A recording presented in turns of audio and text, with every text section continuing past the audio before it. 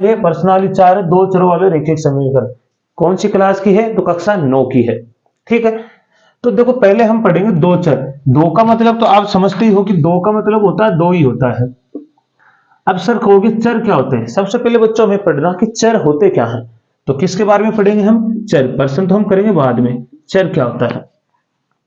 देखो बच्चों, चर उसे कहते हैं कि जिसके मान में हम क्या कर सकते हैं? परिवर्तन कर सकते हैं, अर्थात जिसका मान बदल सकता है। तो ऐसे हम लिखना चाहिए तो कैसे लिख सकते हैं? हम लिखेंगे कि ऐसी राशियां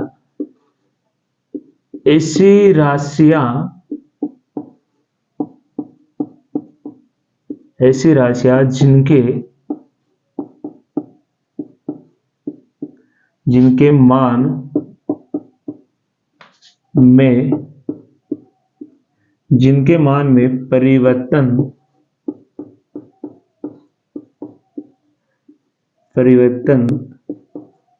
किया जा सके, या जिसके मान में परिवर्तन हो सके, क्या कहलाते हैं? चर कहलाते हैं। अब चर होते कहां? तो बच्चों चर जो हमारे होते हैं वो हमारे अल्फाबेट होते हैं। क्या से लेके? ए से लेके जेड तक जितने भी अल्फाबेट है सारे क्या होते हैं? चर होते हैं। ठीक है, अब आप कहोगे सर आपने लिखा कि मान में परिवर्तन या अर्थ होता है बदलना मतलब जैसे मानो अक्स है। अब अक्स का मान जो भी रखोगे तो अक्स का मान हमेशा देखो बच्चों अलग आएगा। जैसे मान लो मैं अक्स का मान 1 रखा तो पहले 1 आ गया, फिर 2 रखा 2 आ गया, फिर 3 रखा, फिर 4 रखा, 0 रखा, फिर -1 रखा। ऐसे जो भी मान हम रखेंगे इसका मान हमेशा ही क्या आएगा? अलग आएगा, क्योंकि चर होता है उसके मान हमेशा क्या होते हैं? अलग अलग होते हैं। अब आपने चर ही पढ़ लिया तो आप कहोगे सर अचर क्या होते हैं? अचर की परिभाषा तो सीधी सी है बच्चों। इसी परिभाषा को हम बोल सकते हैं ऐसी राशियां जिनके मान में परिवर्तन नहीं किया जा सकता। क्या कहलाते हैं? अचर। अचर क्या होते हैं? तो हमारे 0 से लेके अनंत तक की जो संख्याएं हैं, चाहे वो किस में हो? प्लस में हो या किस में हो? माइनस में हो। या तो वो अनंत तक प्लस में जाएंगी या माइनस में। वो कौन सी होती है? अचर राशियां। जितनी भी संख्या है प्लस माइनस की सभी क्या होती है? अचर राशियां होती हैं। अब संख्याओं को आप बदल नहीं सकते, एक एक ही रहेगा, आप इसे दो नहीं बना सकते, क्योंकि दो बनाओगे तो इसमें कुछ ना कुछ जोड़ना पड़ेगा। इसका मतलब एक हमेशा क्या रहेगा? एक ही रहेगा। दो हमेशा क्या रहेगा? दो ही रहेगा। ये कौन सी राशियां हैं? अचर राशियां हैं, जिनके मान में हम क्या नहीं कर सकते? परिवर्तन नहीं कर सकते। आप चाहो तो स्क्रीनशॉट ले सकते हो। चलिए तो फिर अब हम क्या करते हैं बच्चों? ट्यूशन को स्टार्ट करते हैं। बस इतना ही था दो चरों वाले। अब दो चर, हमने चर के बारे में पढ़ा, फिर आगे ये भी तो लिखा दो चरों वाले रैखिक समीकरण। इसका मतलब उसमें चर कितने बच्चे? इस रैखिक समीकरण, इस रैखिक का मतलब होता है बच्चों जिसके ऊपर घात कितनी हो? घात, जिस भी समीकरण में घात कितनी होती है? एक घात वाले समीकरण को क्या कहते हैं? हम रैखिक समीकरण कहते हैं। क्या कहेंगे? रैखिक समीकरण। ऐसा समीकरण जिसकी घात कितनी हो? 1 हो। घात कैसे? जैसे मान लो ये है मेरे पास अक्स है, इसके ऊपर घात कितनी? 1 है। इसका मतलब ये कौन सा समीकरण है? रैखिक समीकरण है। अब इसने तो बोला दो चर मतलब हमारे पास अल्फाबेट कितने हैं? 2 है। जिसे मैं लिख दूं भाई एक्स प्लस वाई, ये हो गया दो चर वाला। अब देखो इसके ऊपर अक्स के ऊपर भी घात 1 है और वाई पे भी घात 1 है, तो ये कौन सा हो गया? दो चर वाला रैखिक समीकरण हो गया। अब देखो मैं ऐसे भी तो लिख सकता हूं एक्स प्लस वाई प्लस 2, तो ये भी कौन सा है? रैखिक समीकरण है। कौन सा है? रैखिक समीकरण, क्योंकि अक्स हमारे जो चर राशियां हैं उन पे घात कितनी है? 1। अगर एक घात है इसका मतलब उसे क्या कह सकते हैं हम? रैखिक समीकरण कह सकते हैं। बिल्कुल। क्या आपको अच्छे से समझ में आया? समझ में आया तो आप कमेंट करते रहिए, है ना, और क्लास को अपने दोस्तों तक भी शेयर करते रहना है। कोई समस्या है अब आपको? चलिए तो हम फिर आगे बढ़ते हैं। ठीक है, तो देखिए अब हम अपने प्रश्न पे आते हैं कि प्रश्न क्या पूछना चाह रहा है, इसका आंसर हम कैसे देंगे। तो देखिए प्रश्न क्या लिखा है प्रश्न में। देखिए, एक नोटबुक की कीमत एक कलम की कीमत से दुगनी है। एक नोटबुक की कीमत क्या है? कलम। भाई एक तो आपके पास जैसे मान लो बुक है और एक कलम मतलब आपके पास पेन है, राइट। इस बुक की जो कीमत है इस कलम की कीमत से क्या है? दुगनी है। क्या है बच्चों? दुगनी है। जैसे मान लू मैं इस बुक की कीमत मेरे पास क्या है? x है, और इस कलम की कीमत क्या है मेरे पास? y है। कोई समस्या? अब इस बुक की जो कीमत है ना वो इस कलम की कीमत से क्या है? दुगनी है। तो जब भी आपको दुगना तिगना कम अधिक बोला जाए तो देखो दुगना बोला है तो पहले आपको क्या लगाना है, दोनों के बीच में बराबर लगा दीजिए। लगाया आपने, इस बुक की कीमत इस कलम की कीमत से क्या दुगनी, तो आपको कलम की तरफ क्या करना, 2 से गुना करना।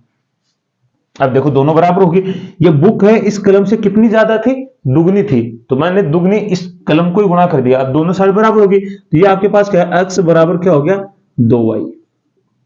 अब इस 2y को इधर ले आओ तो देखो ये इधर प्लस में, इधर किस में आएगा माइनस में, तो ये हो जाएगा 2y और इधर क्या बचेगा 0। तो आपका दो चर वाला रैखिक समीकरण तो यही हुआ। लेकिन इसे लिखेंगे कैसे सर, क्या आपने बता तो दिया, लेकिन इसे लिखे कैसे, तो अब लिखना ही तो है ये। अब देखिए हम कैसे लिखते हैं। तो सबसे पहले आप क्या करेंगे, आप मानेंगे, लिखेंगे माना कि नोटबुक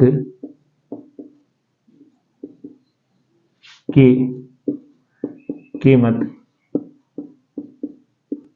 x रुपए तथा कलम की कीमत y रुपए है। ठीक है, कोई समस्या आपको, ऐसे मानना है, पहले मान के लिखना है ना, बुक में भी दिया गया आपके प्रश्नानुसार। ये तो भाई अब अपने तरफ से लिखा, प्रश्न के अनुसार से लिखेंगे, बिल्कुल आसान है। अब देखो यहां से क्या है, नोटबुक की कीमत क्या है x, कलम की कीमत क्या है y, वो ही काम करना है। इसने बोला कि जो कलम की कीमत है ना वो नोटबुक से दुगनी है, तो हम दोनों को क्या करेंगे, सबसे पहले बराबर करेंगे। दुगनी होगा, तिगुनी होगा, आधा होगा, तो हमें पहले दोनों को बराबर कर लेंगे। इस नोटबुक की कीमत इस कलम की कीमत से क्या दुगनी है, तो हम क्या करेंगे, कलम की तरह 2 की गुणा करेंगे, तो यह होगा x बराबर, ये कितना हो जाएगा 2y, हो गया 2y। इस 2y को इधर ले आओ तो ये x माइनस 2y और बराबर में 0। यही आपका दो चरों वाला रैखिक समीकरण। ऐसे पूछा गया क्या, निम्न कथन को निरूपित करने के लिए दो चरों वाला रैखिक समीकरण ज्ञात कीजिए। मैं आशा करता हूं सभी बच्चों को अच्छे समझ में आएगा। स्क्रीनशॉट लीजिए, फिर अगला क्वेश्चन हम करेंगे।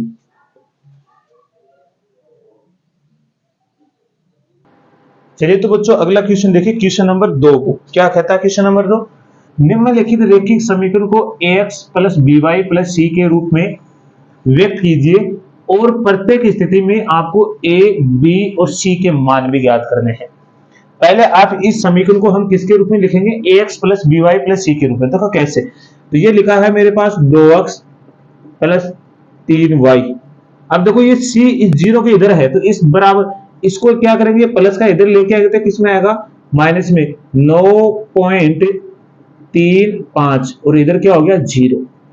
क्या ये इस रूप का हो गया, इस रैखिक समीकरण के रूप का हो गया ये इस तरह का। अब देखो, अब इसकी तुलना कीजिए, देखो ये हमारे पास क्या लिखा है, ax plus by plus c बराबर 0। अब देखो आपके पास a का मान क्या दिखाई दे रहा है आपको, a का मान आपको होगी सर कितना है 2। देखो a के सामने a का मान है, b के सामने b का और c के सामने c का, और यहाँ c का मान कितना है 3, और सॉरी b का है, c लिख दिया मैंने b का, और c का मान कितना है माइनस 9.35। ऐसे ही देखो समझ में तो आ गया ना आपको, कोई दिक्कत नहीं होनी चाहिए आपकी, कमेंट के माध्यम से अवश्य बताइए। अब देखते हैं इस वाले में, इस वाले को भी हम देखो, ये तो लिखा तो इसकी तरह ही है लेकिन ये सही बनाएंगे। क्या मैं इसको ऐसे लिख सकता हूँ, 1x इसके गुणा में कुछ नहीं था, एक लिख देंगे। क्या आप बच्चों इसको ऐसे लिख सकते हो, 1/5y, एक ही बात है, माइनस 10 और बराबर में 0। जरा तुलना कीजिए आप, ax plus by plus c बराबर 0। तो यहां से a का मान तो आपके पास कितना है 1, b का मान कितना है माइनस 1/5, और यहाँ पे c का मान कितना है माइनस के 10। ये आपके आंसर है, बिल्कुल आसान क्वेश्चन है। स्क्रीनशॉट लीजिए, फिर अगला क्वेश्चन करते रहेंगे हम। चलिए तो प्यारे बच्चों अगला क्वेश्चन देखिए, इन्हीं को क्या लिखना है, इसी को भी हमें रैखिक समीकरण रूप में लिखना है। किसके रूप में, ax plus by plus c बराबर 0। लिखिए जरा, ये हो गया माइनस के 2x प्लस के 3y, इस 6 को इधर लेंगे तो माइनस का 6 हो जाएगा बराबर में 0। देखो क्या आएगा, a का मान आपके पास कितना है माइनस के 2, b का मान कितना है 3, और c का मान क्या है माइनस के 6। ये आपका आंसर हो गया। इसको भी ऐसे बनाइए, तो x इसको इधर ले आएंगे तो ये हो जाएगा माइनस 3y और बराबर में 0। तो तुलना करेंगे हम ax plus by plus c बराबर 0।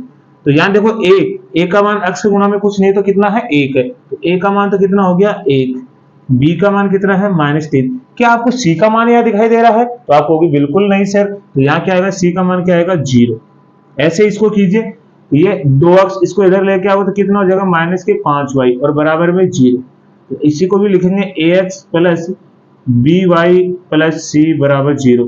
a का मान कितना आपके पास 2, b का मान कितना है -5 और c का मान क्या रहेगा 0। यही आपके आंसर है। तो आपको अच्छे समझ में आए होंगे, स्क्रीनशॉट लीजिए, फिर आगे क्वेश्चन करते हैं।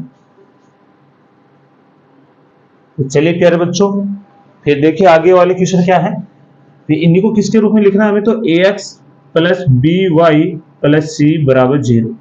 a का मान देखो x का ax है तो यहाँ 3x है, तो a का मान तो कितना 2।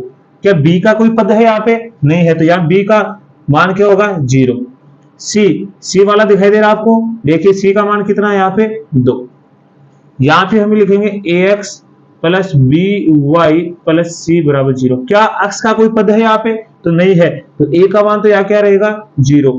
b तो y वाला पद है b के साथ, तो b का गुणा क्या है यहाँ देखो, y के गुणा में क्या है 1, तो यहाँ आएगा 1 और c का मान कितना आपके पास -2।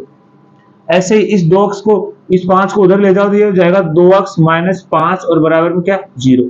आप लिखना है ax plus by plus c बराबर 0। देखिए a का मान आपके पास कितना है 2, क्या b का पद है यहाँ पे? नहीं है, तो b का मान 0 और c का मान क्या रहेगा -5। यही 2% थे बच्चे आपके प्रश्नावली 3 कौन से में 4.1 में। आपकी प्रश्नावली कौन सी है 4.1 में कितने क्वेश्चन है? 2 क्वेश्चन है।